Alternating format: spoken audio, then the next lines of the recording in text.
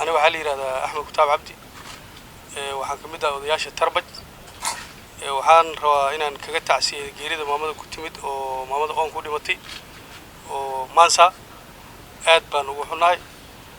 waxaan la qabaa ninkii saaxiibkay oo hore u hadlay runtii waxaa jirta abaar aad iyo aad u dhib badan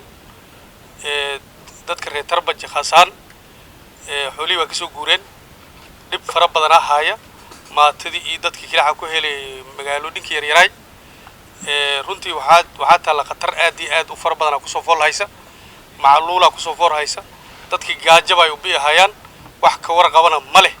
runtii tuuliyaalka hadda la sheegay oo maansa ilmayd in kastoo biyo qabta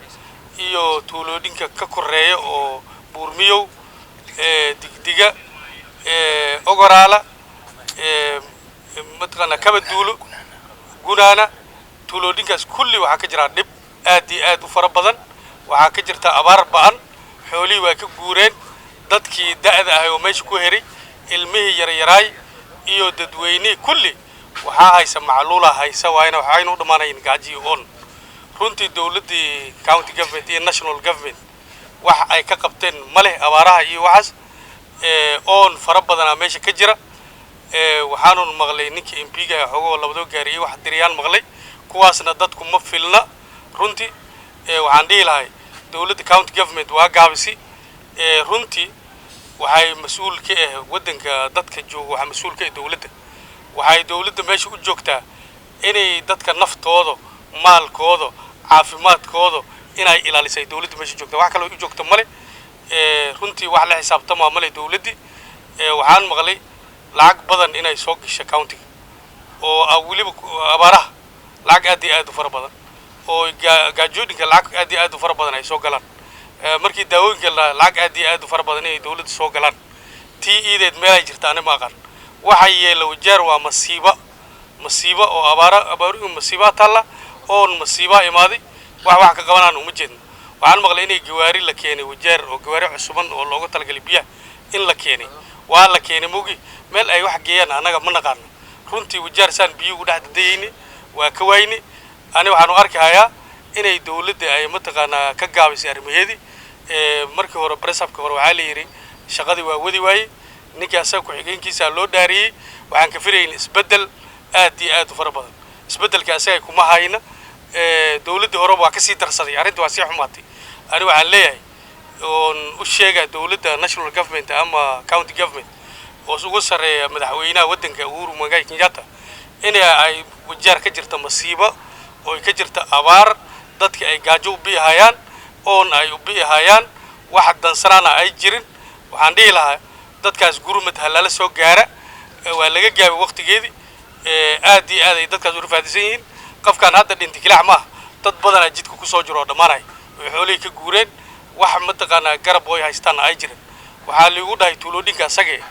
waxa ku jira dad aan dab shidin karin oo aad fara badan kulka abaar masiibo ay maaday waxaan dhihi lahay dawladda indhaha kala furta ka kacda national government county government dadka loo soo gurmada gaar ahaan waxaan baaq u diraa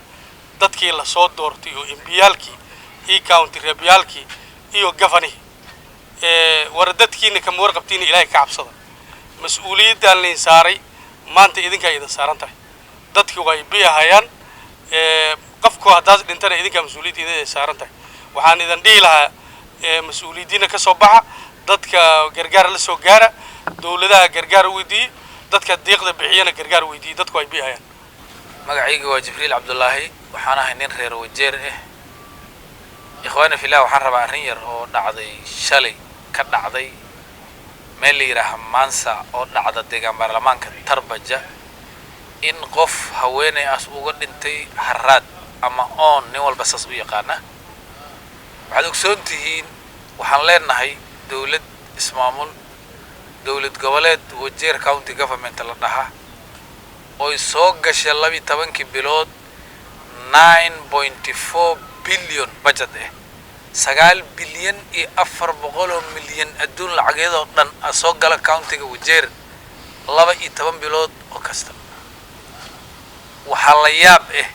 oo nasiib darre in as qof reer wajeer maanta oon u dhinta waa wax la yaab leh oo ceeb ah waxaan u diraa gafanaha baaq mudane axmed cali mukhtaar weerar walaalow xilka aad haysa ilaahay subxaanahu wa tacaala oo ku abuuray oo ku khalqay ugu baq war qabrigaada iyo cibaadadaada iyo owlaadaada iyo noloshaada u tur ilaahay ka baq wax kasta oo wajeer ku nool hataa quraanjo maanta haddii dhib soo gaara adiga wax laga weydiinaa waan iga taqaanaa diinta oo nin culamo oo diinta aqaanaa tahay war ummadaas haraadka u dhammaanaysa biyo la gaar waxaa kaloon ku xijinaa ad ogsoon tihiin dawladda tan ka horreysay meesha la yidhaaha mansa biyo waxay u jiraan 7 kilomitir ilmay mansa waxay u jirtaa 7 kilomitir ana waa garanaa ilmay mansana waa garanaa labadaba waan aqaanaa 7 kilomitir ay u jirtaa 7 kilomitir in biyo laga soo jiido mansa la geeye ay qorshaysay dawladdii ka horreysay midaan lacagtii looga talagalay laguma qabanin shaqada ayadeed meel la mariyo anigu ma ogi hadda arrinta ayada ahayd waa la soo cusboonaysii waana la bedelay meel kalena loo weecinhayaa warsoo nasiib dara ma aha 9 bilyan iyo 400 milyan oo wajeer imaadaysa qof reer wajeere maanta oon u dhintay ilmay biyay leedahay biyaheedana waxay u jiraan 7 kilomitir mansa waa wax aad iyo aad u yar inna lillahi wa inna ilayhi raaji'uun wajeer waxaan horta marka horeysa u tacsiyeynayaa maamaadii ku geeriyootay iyada oo oon daraadiis iyo haraaq u geeriyootay aan tacsiye u diraya iyo ehelkeedii qaraabadada ilaahay jannat firdawsa ka waraabiyo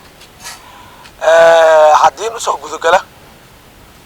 maanta waxa intana keenay waa dareen aan dareennay nolol xumada iyo maamul xumada wajeer ka jirta waayo waxaan saas u leyn waxaa waaye haddii ay maama aan aqrisanin oo baadiyi joogto xoolo la jirta ayay biilaan u geeriyootay masiibada hadda socota abaarta daraaddeed iyada oon helin gargaar ka socda dawladda taa waxaan u aragnaa maamul xumada magaalada wajeer madaxdeeda ay qabaan khaasatan wajeer waxay noqotay meel midi ku taagay waa meel ay ku gorgortamaan dadka muwaana siyaasiga waa meel ay isku majimaxaabiyaan ama ay isku lagdaan dadka siyaasadda u lalabo ayaga oon u danaynaynin dadka bulshada ku nool oo dhibaysan oo tabaraysan aan danaynaynin oo siyaasadooda danayna meelaha ay isku qaraacaan ayay ka mid tahay aniga waxaan u sheegayaa maamulka dadka haya khaasatan waanziya gabana MP women rep MCA dhammaan inay la yaceen hawshoodii looga gargaarka loogu fidinayo because in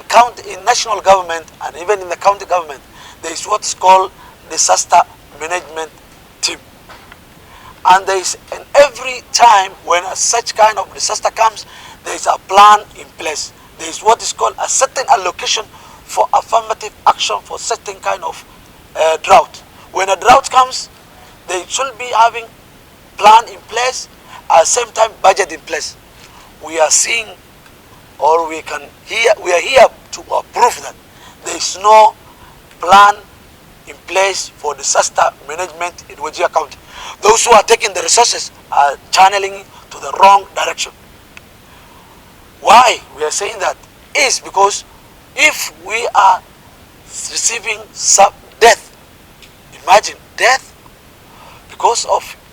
lack of water. Somebody have not get for 24 in the last 24 hours. He didn't receive any kind of water that they can drink. How do you see now that situation? Now it seems that even because we know that in the first step, water is life. Kama uwezani kushughulika maslahi ya wananchi kulingana na ile taratibu na hii wakati tuko sahi ya janga la ukame vile iko, inaonekana ya kwamba wewe kama ni MCA governor, women rep MP, you are doing nothing. Wewe ni mtu ambaye amejitajirisha na umesahau wale watu kwa chini. Tana ilma school ka barta dadana halis ku jirta noloshood. Graduate boyda markaas bixinay booyadaha lacagtaas ku soo gaday haddii aas wata tracking gelin lahay dareewalaa shaqo heli lahay tandhiboyaa shaqo heli lahay gaariyaa shaqo heli lahay kii ceelkaa shaqo heli lahay waxaa la dhahaa economical stabilization tiideed ma dhicin taa waxay ku tusinaysaa ninka hadduu dadka dan guud uu qaban rabo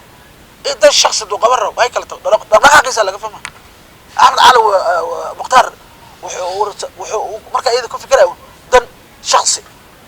hadduu ka fikiraya dan guud uu ka fikiraya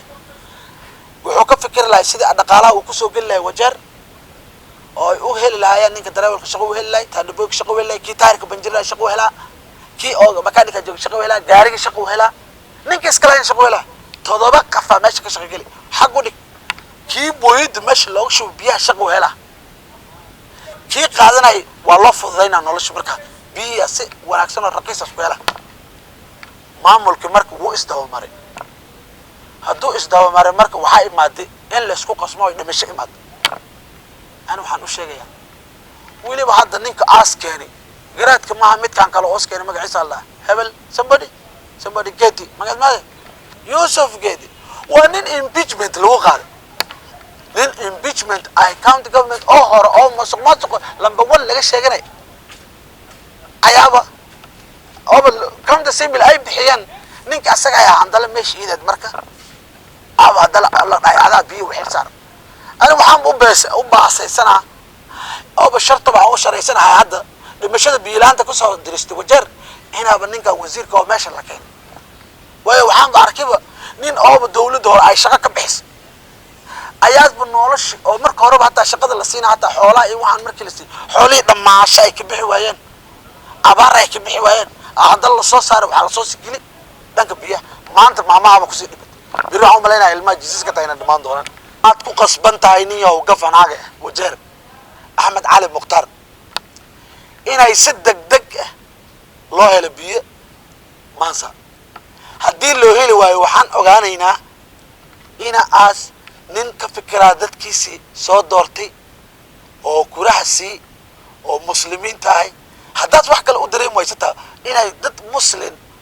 oo dhibaataysan aad adina aas ku qaadatay kitaabka jagadaas iyada markaas helaysa inaad cadaalad noqonaysa inaad adiga gurigaada riig ka surato dadna ay oon u dhamaadaan arrintaas iyada waa arrin ilaahay bata asba aqbalay ku aqbalay waayo waxa arrin maskax galba ma ina adiga gurigaada riig ka surato dadkii kilometerka kada oo durka oo banaanka joogan ay biyo waayaan mas'uuliyadna as dhacda biyaha ana mas'uulka caafimaadkooda ana mas'uulka noloshooda oo kubciskooda anaa mas-uulka dhammaan wixii isdhahday kulli waxaan arkaynaa inay wax oo hal bacad lagu lisay magacayga waa marwo faadimo yuusuf cabdullaahi waxaan ku magac dheerahay salaado maanta horta waxaan rabaa inaan u tacsiyeeyo maamadii ku dhimatay maansa oo ceelbeen ward ka timid oo u dhimatay siday sheegeen odayaasha xalito inay oon u dhimatay horta dadkay qoyskay ka tagsabar iimaan Allah siiyo ayadana janna fardoos Allah ka waraabiyo wa aamin waxaan rabaa inaan cambaareeyo mudanaha laga soo doortay baarlamaanka hoose magaalada Wajeer mudane Sheekh Axmed waxaan rabaa inaan ku xijiyo baarlamaanka hoose magaalada guddiga biyaha waxaan rabaa inaan ku xijiyo ninka majority leader la dhahay sababta majority leader markaa tahay mas'uulku waxaad haysaa house-ka dhan taasna horta ku cambaareynaya gamxishmo gaabane waxaan rabaa inaan cambaareeyo oo si xun wali u sii cambaareeyo mashimo Axmed Baashine Gacal MP Tarbaj constituency waxaan rabaa cambaarada inaan ku daro department water wasiirkii PSKs iyo shaqaalaha technicians waxaan ku lito wixii maamulka haya biyaha xaqooda waxaan ugu dambeysay mashimo Axmed Cali Mukhtaar gabana weer inaad cambaareeska aan ku daro sababta korta waa geeri waa farad taxsunu maho laakiin waxa nasiib xumo wala xaq u leedahay inaad weydo oo way sababta aad weydo aad u dhimato waxa kamid biyaha waxa waaye waa arrin nolol maalmeedka waa arrin waajib countiga u fuusho saaran inay qasab ku tahay inay bulshada ay siiyaan war muslimaana waad daarateen waxaad daarateen inaad maamuleysaan dadka hadiyad badanaa lagu bixiyaa countiga oo dawladda sare inaa laga raysanayo ahayd laakiin maxay noqotay dawladda sare ayaaba dhaantay soo waxaan rabaa inay mas-uulkooda qaadaan oo lala xisaabtamo mudanaasha hadda aan sheegayay sababtoo ah waajibkooda way gudan waayeen qof masaakiin ah oo u baahan wax asaga xaq u leeyahay ayaad maanta u dhintay waxaa dan nasiib xumaa qofka markay qabriga la qodayay waxaa la qabriga ta waxaa la qodi laayahay qabto meydki waxa lagu dhaqay wax biyo lagu qafki meesh wax lagu kariyay waxa la laayay biyo laakiin reer wajeer waxaan sheegi rabaa waa dhaqankeena ah qof hadduu biyo oon u dhinto meydkana la asturo dhaqamo waxa la karanayo horta waxa way u maleynaa ftanba maaha soo waxaan rabaa reer wajeer inaan u sheego fadlan dhibka waxa keenay waxa waaye madaxda aan dooranayna waxa waaye madaxda kuma xisaabtan maxay bulshadu qabanayaan war wajeer badbaaday u baahan tahay tarbaja badbaaday u baahan tahay saddexda constituency oo tarbaja constituency badbaaday u baahan tahay intaan warguduud wadaan ku heen runta ay soo sheegno wiilka warguduud asagu dadaalaha inta tabartiisa laakiin nin 100% ma jiro waxaan rabaa inaan runta idin sheeg reer wajeer doorasho way soo socotaa duwaalidmo doorashada waxaan rabaa inaad xoog saartaan qabiilkaan iyo qoyskaan iyo reerka hoos aan ka dhashay ka baxo reer wajeer yaa badbaado ah constituency yaa badbaado ah ana hadda diirad waxaan saarahayaa tarbajo sababtoo hadda dhibku wuxuu ka dhacay oo ka hadlayno waa tarbajo badbaaday u baahanta haddii arrintaas tarbajo laga xisaabtami waayo maamaa dhimatee caruur baadi aad arki doontaan hadda waxaa jirtaa magaalada inay oonka loo baxay ilaa tuuloodhinka xilliga haddaan joogo shal anagoo magaalada joognaa magaalada kuleel joogo wayn